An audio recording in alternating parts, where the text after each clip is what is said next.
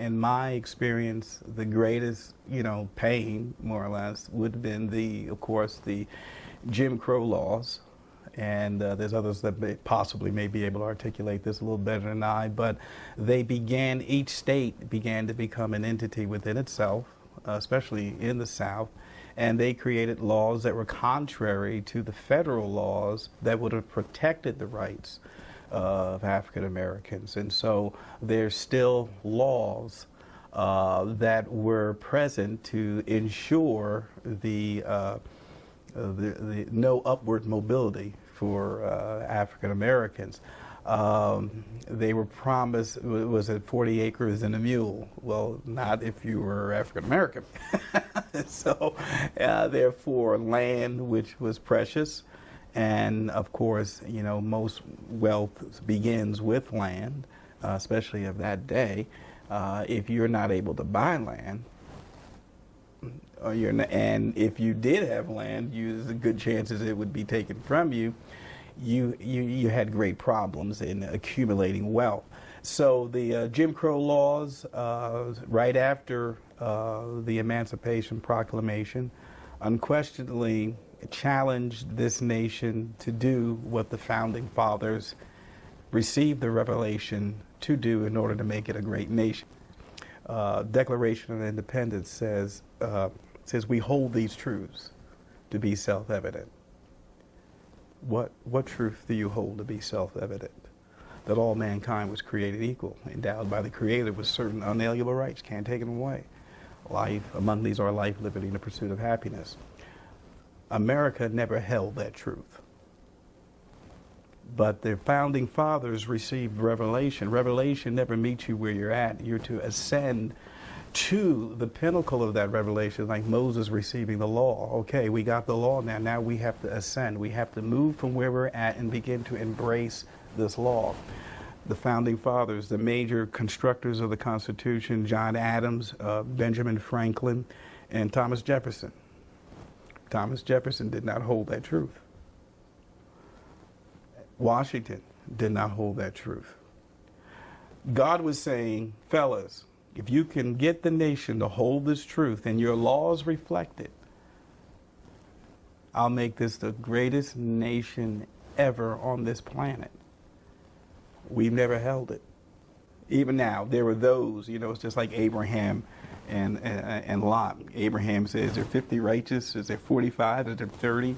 There were righteous men and women in this country that found it appalling, but not to the point where it would affect our laws, and our leaders would all represent what God had given these men to do. We hold this truth. Okay, 1865, Emancipation Proclamation, the greatest, most,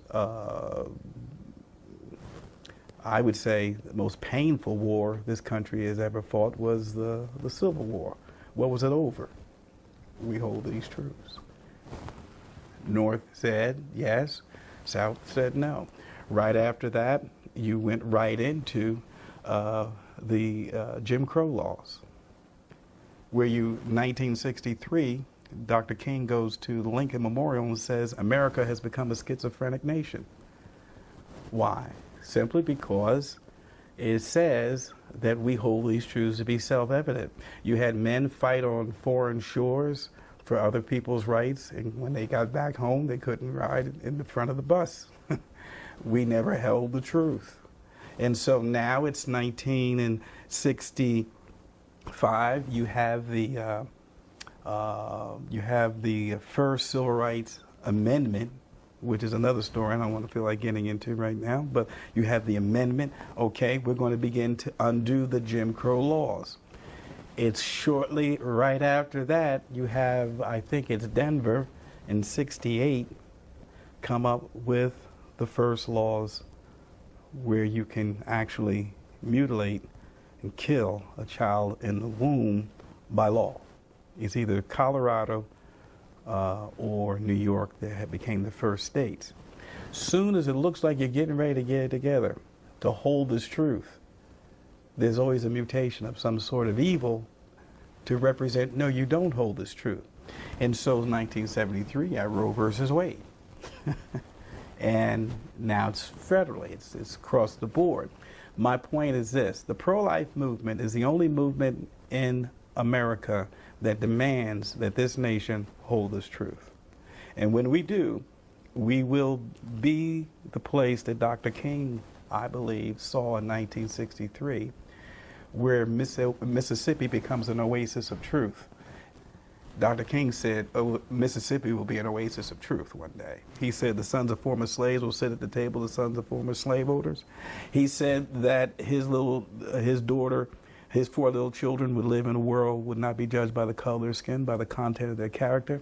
I believe that this nation one day will achieve that, and that we'll all be able to boldly say one day, we've never had before, but one day we hold these truths. That was the one truth God said, if you hold this, I'll take care of the rest. We never held it.